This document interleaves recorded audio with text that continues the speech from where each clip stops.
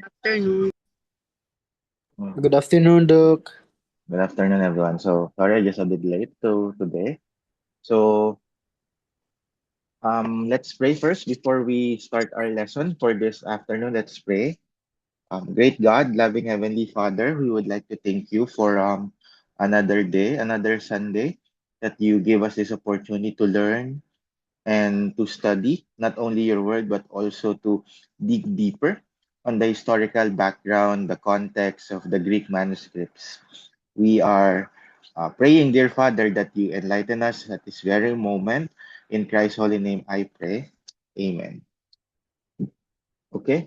So, last Sunday, we talked about the first two major manuscripts, which are can someone chat in the chat box? What are those two codex that we talked about last Sunday? That's Codex Blanc and Codex. What is it? Like, can you type in the message if you can remember? What are those two codex? Papyrus and I forgot that one. Uh-huh. Thank you, Roger. But I think that was the writing material. The writing material, like the papyrus and the parchment. We're talking about the codex. A codex or Yeah, codex. Do you Codex. still remember? Codex Sinatus. Okay, thank you, And Brighton. Codex and codex. What is it? Another one? Codex Sinaiticus, which is origin is from Sinai, and the one is uh, Codex. What is it? Vatican. Vaticanus and Yeah, Roger. Thank you. Codex. Codices, Yeah, Codexes. yeah. That's correct. So the two codex that we discussed last Sunday is the Codex Sinaiticus and the Codex Sinaiticus and and Vaticanus. Vaticanus. There's only two. Okay, last Sunday. So and now we will talk about the other two codex.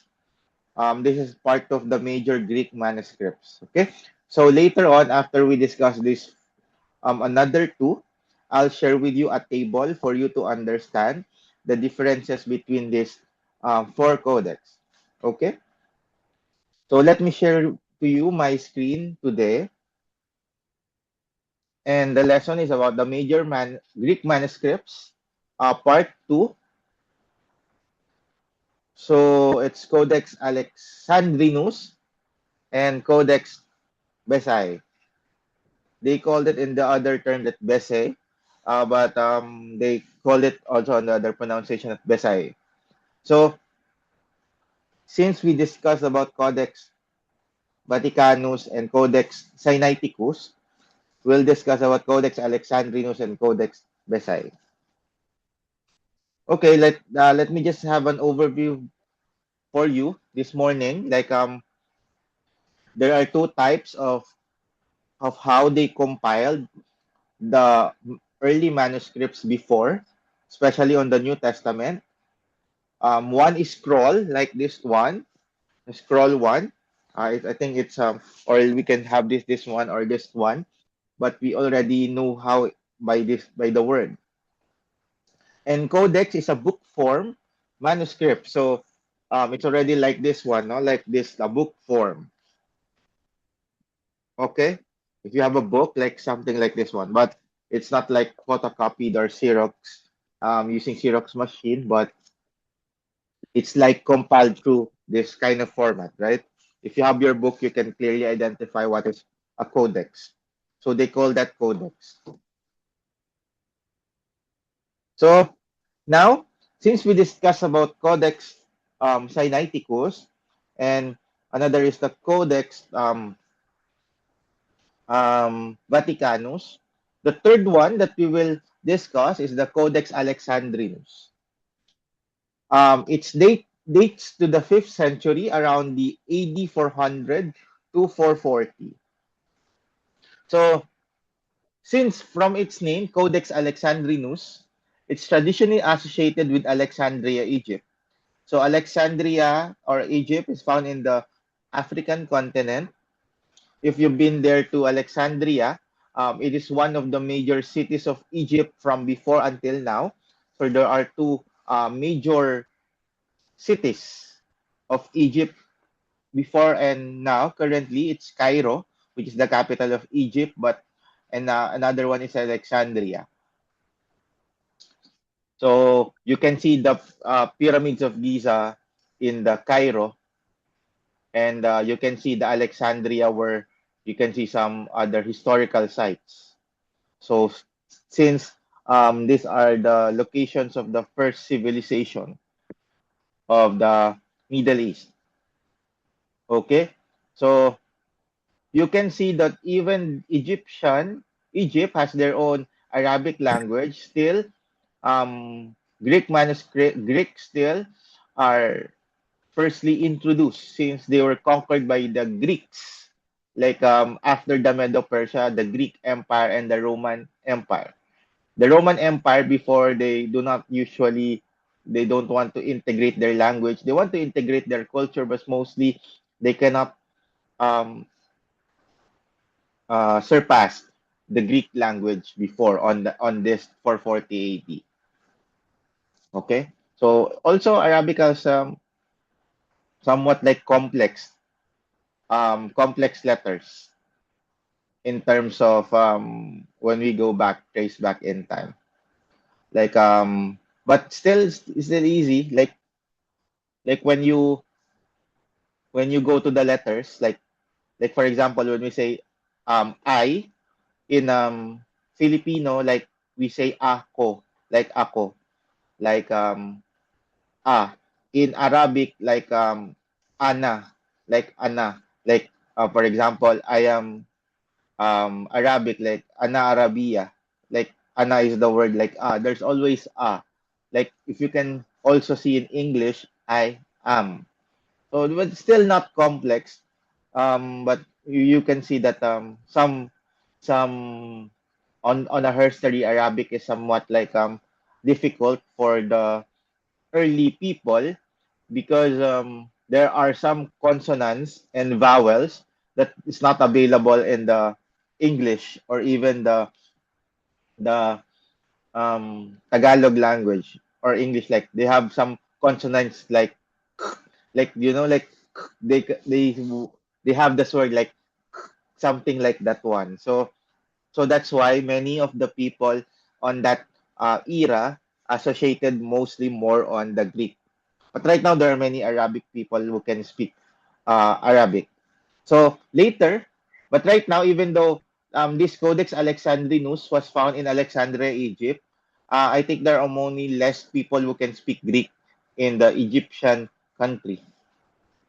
They're mostly Arabic. So later brought to Constantinople and then to England. If you know Constantinople, it's near the Turkish area right now. So it's presented to King Charles I of England in the 17th century.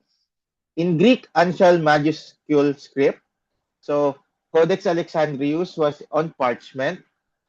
So Codex Alexandrinus, it includes most of the Old Testament, Septuagint, and most of the New Testament. Later on, I will share with you the table on the differences for you to understand. But what is important on the Codex Alexandrinus, they found two other writings, which is First Clement and Second Clement. Like right now, we can see First Corinthians, Second Corinthians, First Peter, Second Peter.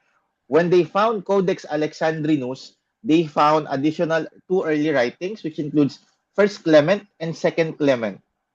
But First Clement and Second Clement were not included on the actual Bible that we have right now. Okay? So it's easy to understand that the Codex Alexandrinus was found on the Alexandria, from the word Alexandrinus. So the difference also, they have also other the Old Testament and most of the New Testament. But there are two additional early writings, the First and Second Clement. Okay? The other one is the Codex Bezae. So it dates to the 5th or early 6th century. So I want you to understand when I'm discussing this codex, there may be some codex that's found here on this area, on another area, and in another area. It doesn't mean that it's like um, after this codex, another codex was written. No. Since I told you last time, many believers before, so they rewrote all those, they wrote again the the manuscripts for them to understand and for them to have a copy. There's no photocopying machine before. So it's associated with Western Christianity. So right now, it's already like the modern Christians, like it's the latest, like it's associated with Western Christianity. So named after Theodore Beza, who later donated it to the Cambridge University. So this one is kind of new when they found this codex. But when they found this codex, it's in bilingual form. There is Latin and Greek. Since I told you that even though Greek is widely spread language, but because Roman Empire conquered Greece, the Greek Empire, so some of the modern language they have the Latin also. If you have your Bible, like the Diglot Bible, right? So those who have Diglot Bible, you can see that there is a Tagalog translation and the English translation. So this codex is someone like that one. There is an English, like Latin, and there is a Greek also translation on the other part. Okay? So it's on parchment with Greek on one page and Latin on the facing page. So it contains what this it contains. It contains the four gospel. What are those four gospel? It's Matthew, Mark, Luke, John, and the book of Acts. So this is a paraphrase manuscript and expansive style with numerous addition, omissions, and rewordings. Since this is somewhat like modern manuscript already, so the early scholars or the early believers like paraphrase and had some numerous additions. Especially, I told you last time that there are some biblical biblical account that there are wrong grammar, even though wrong spellings, because many people are copying, no? Many people are copying, and they have also different profession. Especially there's no so much technology back then, and they just write it. Okay, there may be some an accidental like period, comma, something like that. So these are the only two. Another major manuscript that I'll share with you this very moment is the Codex Alexandrinus and the Codex Bezae. So I had this table. I hope you can see it, but I think let me share it with you later, no? After this class. You can see that I share with you like the Codex Vaticanus, Codex Sinaiticus, Codex Alexandrinus, and the Codex Bezae. So you can see the difference between these different manuscripts. The approximate date for Codex Vaticanus around 325 to 350. The Codex Sinaiticus was, these are only assumptions, okay? When we say assumptions, these are some of their hypotheses to when it was written. Codex Alexandrinus around 400 to 440. The Codex Bezae around 400 to 500. Since you can see that there are different parts where it was found, like Codex Alexandrinus in Egypt, Codex Sinaiticus is found also. Actually, it's already Sinai is already found in Egypt now. So, but it's like you can see in the Middle Eastern part of Palestine and Israel. So that's the difference between the dates. In terms of the languages, so Codex Vaticanus, their language is Greek. Codex Sinaiticus, Greek. Codex Alexandrinus, Greek. The difference with Codex Bezae is that a mixture of Greek and Latin language. So the other side is Greek, the other side is Latin. So there are two translations that you can see if you found this Codex Bezae. So the difference between also the columns, Codex Vaticanus has 3 columns per page. So per page, there are 3 columns. Codex Sinaiticus is 4 columns per page. So somewhat this is like I don't know if something like thick one. And Codex Alexandrinus is a 2-pager, 2-column per page. And the Codex Bezae is 1 column per page, but the other one is Latin, the other one page is Greek. The text type of Codex Vaticanus is more on Alexandrian strict text type. It's like I'm just telling you like the font text something, okay? If you know like the font of Times New Roman, Calibri, something like that. I'm just telling, but you don't need to know to fully memorize, but just like you know that this Alexandrian. So the Codex Alexandrinus is mixed. It's Byzantine and Alexandrian. And the Codex Bezae is somewhat like modern already. It's unique eccentric. So now, where can we see all of this codex? Right now, the Codex Vaticanus is found in the Vatican Library in Rome, in the Vatican City. It's a city-state, a city country. Codex Sinaiticus now already available in British Library in London. If you are into London, you can, if you want to visit, you can see this. Codex Alexandrinus as well is in the British Library in London, United Kingdom. And Codex Bezae is found in Cambridge University in United Kingdom. So this is the difference between where they are located right now. So the key distinction, maybe you will ask, Doc, what is the best manuscripts? I can tell you that there's no best. The 4 of these codex are very important in the evolution or the study of the scriptures right now. So they use the modern scholars, the early scholars use these different references for them to compare, for them also to have the accurate Bible right now that we have. So Codex Vaticanus, they considered it as the most accurate text by many scholars. Okay?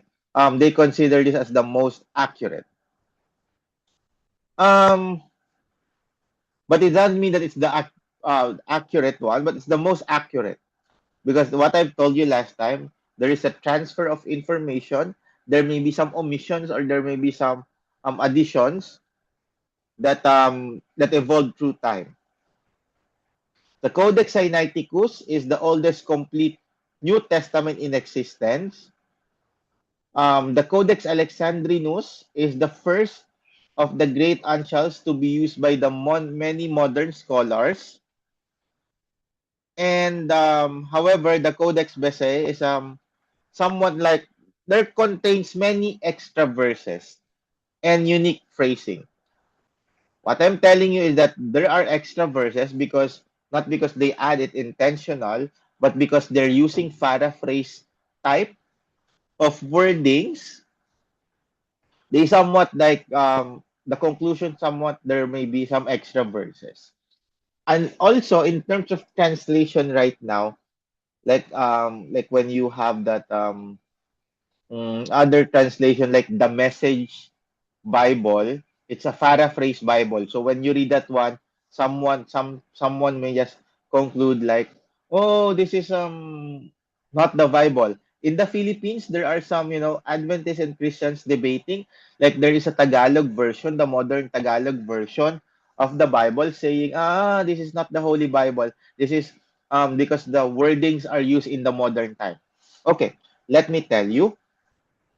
because those translations, the focus is paraphrase. It's to reach the modern people. So it means the words used there are paraphrased and in layman's term and in modern terms. That's why some people can understand. Because if you will read KJV, it's someone like from the Latin. It means like there are words like thou, thee, thou shall not, thee shall not, because the used words are translated from the Latin. But there's no debate for us to compare that this is the better Bible, this is the better Bible, this is the better Bible, this is the better Bible. There's no better. It's just that the focus and the highlight and the purpose differs from each other. Okay, so this is the table for you um, to understand the differences between those four um, codex. I think let me share with you the this topic. So I'll share with you on this Zoom. Hope I can send this lesson for the Zoom. Okay, I'm sending the lesson this now.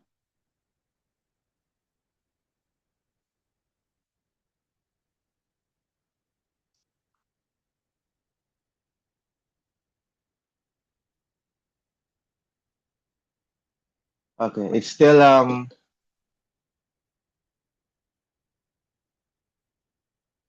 I'll just share. Hopefully I can share.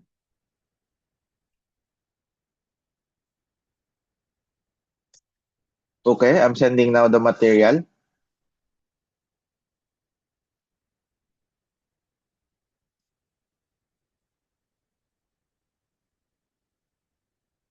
Okay, I'll just reply.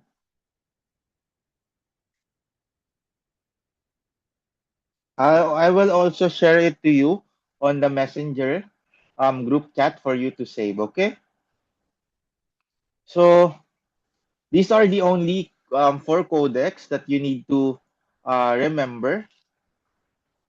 Okay, please save this one. I will send also this on the group. And I hope you understand this Codex Vaticanus, Sinaiticus, Alexandrinus, and Besse. There may be also other table that you can understand, so you can fully understand the differences, but you just need to memorize this, like someone like have this in heart, the four codex, okay? So I think I don't have any um lesson at this very moment. Do you have any additional for you to share, or is there anything else?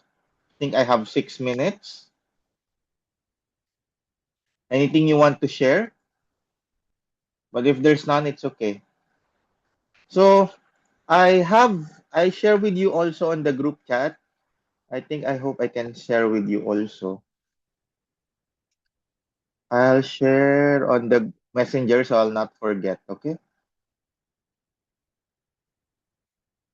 I'll share the please save it, okay?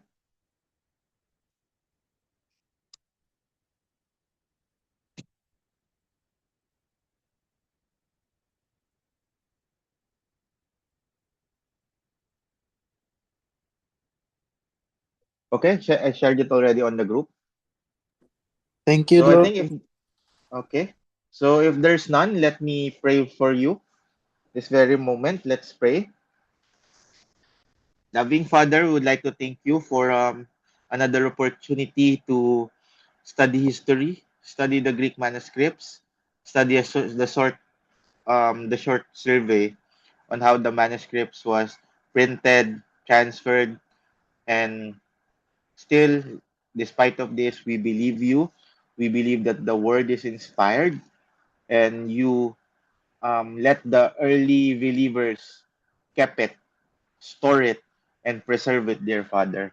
I pray also for the students that as we study these four manuscripts, the relationship will become much closer to you and not far away from you.